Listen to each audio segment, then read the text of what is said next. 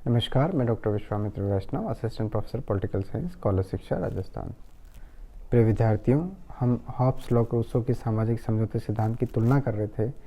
इसी अगली कड़ी में हम तीनों विचारकों के कुछ और बिंदु पर तुलना करेंगे, जैसे प्रभुसत्ता का स्वरूप क्या है।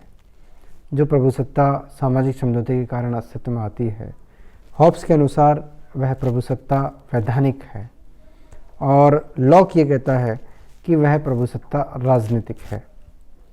रूसो ये कहता है कि लोकप्रिय प्रभुसत्ता है और सामान्य सत्ता है, यानी सामान्य इच्छा की सत्ता है। इस प्रकार हॉब्स जो है एक लीगल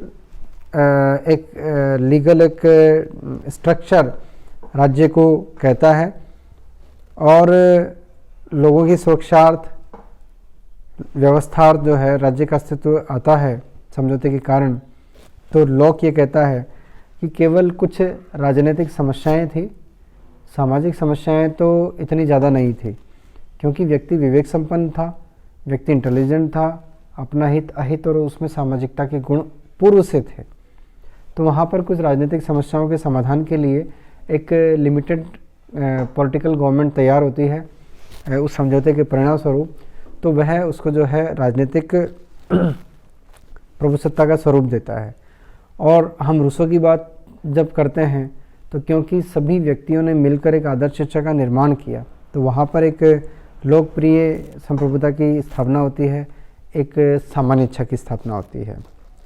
अब जब हम स्वतंत्रता की बात करते हैं, इस राज्य में स्वतंत्रता का क्या स्टेटस होगा, हॉब्स ये कहता है कि प्राकृतिक दशा में स्वतंत्रता और स्वच्छंदता में कोई अंतर नहीं था, लेकिन जैसे ही राज्य का अस्तित्व आता है तो वहाँ की जनता को स्वतंत्रता का एक उपहार मिलता है, और उस स्वतंत्रता का उपयोग वे करते हैं, लेकिन स्वच्छंदता वहाँ पर नहीं होती है, वहाँ कुछ सीमाएं उन पर, क्योंकि यही राज्य जो है उनको अपनी सुरक्षा की गारंटी और अच्छे जीवन का प्रॉमिस राज्य द्वारा किया जाता है।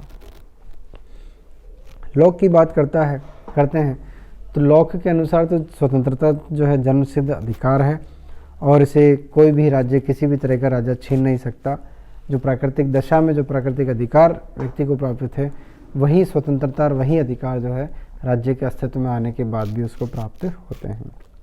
जब हम रूसो की बात करते हैं तो वैयक्तिक स्वतंत्रता संपूर्ण प्रभुता संपन्न राज्य की ओर से व्यक्ति को दी जाने वाली भेंट है। देखिए, जो मनुष्य की जो स्वतंत्रता है वो राज्य में उसको प्राप्त होती है, और अगर वो स्वतंत्रता को नहीं समझ पाता है तो उसको स्वतंत्र करने के लिए बाध्य भी राज्य के द्वारा किया जाता है, क्योंकि वो जो आदर्श इच्छा है ना, सामान्य इच्छा जो है, वो वास्तव में जानती है कि व्यक्ति की स्वतंत्रता कहाँ है।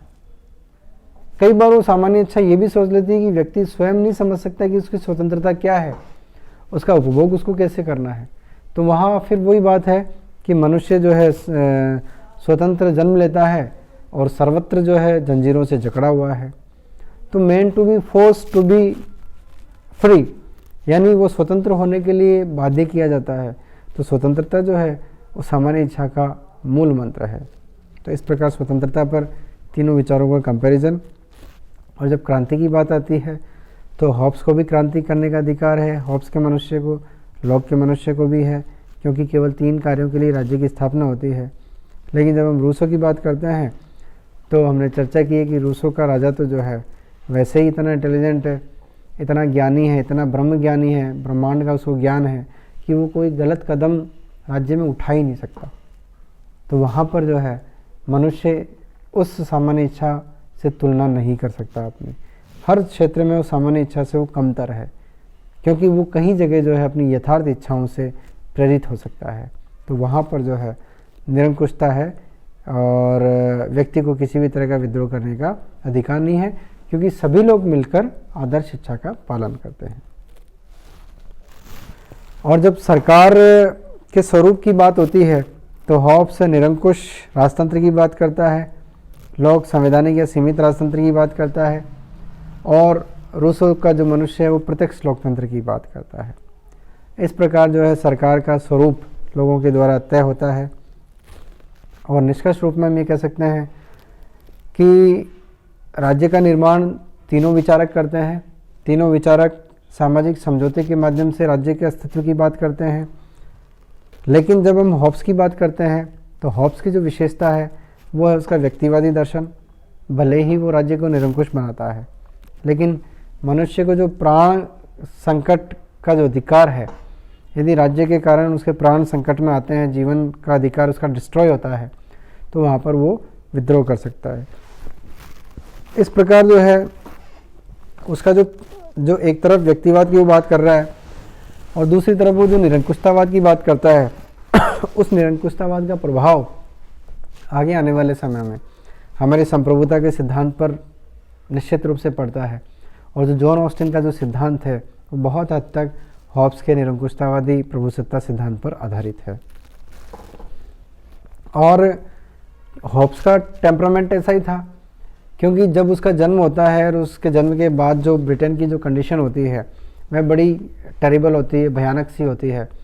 तो उस भयावह या डर भरे माहौल में वो एक ऐसे राजा की स्थापना चाहता था कि जो उस ब्रिटेन की उस बिगड़ी हुई व्यवस्था को सुव्यवस्थित कर सके, और इसके लिए व्यक्ति का पावरफुल और निरंकुश होना आवश्यक था, क्योंकि वही उस समय की डिमांड थी। तो होब्स का सारा दर्शन उसके समय में जो वातावरण था उस वातावरण के अनुभव के आधार पर बना हुआ था। जब हम लॉक की बात करते हैं तो जो ब्रिटेन की जो गौरवमयी जो क्रांति होती है, रक्तहीन क्रांति जो होती है 1688 की, तो उसके समय में लॉक के चिंतन का प्रभाव था। और यही कारण है कि राज्य तथा समाज में वो अंतर करता है और व्यक्ति को वो विवेकशील मानता है। व्यक्ति स्वयं बहुत सारी समस्याओं का समाधान कर लेता है। इस प्रकार जो है राज्य तथा समाज में अंतर को वो स्पष्ट करता है और समाज द्वारा स्वीकृति पर ही सरकार को महत्व देते हैं, सरकार कार्य करती है।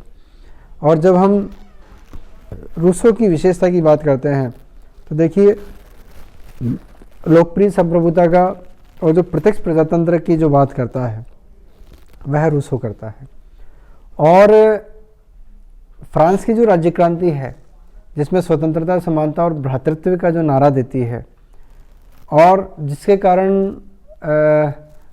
व्यक्ति महत्वपूर्ण हो जाता है, अति महत्वपूर्ण हो जाता है, तो वो जो बात थी वो रूसो के विचारों का प्रभाव था।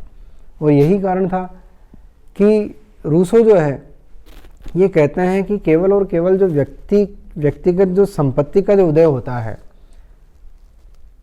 और जब से वस्तु विनिमय से जो करेंसी का जब जन्म होता है, वस्तु विनिमय के बाद में जब एक्सचेंज ऑफ रुपीज़ या करेंसी का जो शुरुआत होती है, तो वहाँ पर समस्याएं आती है।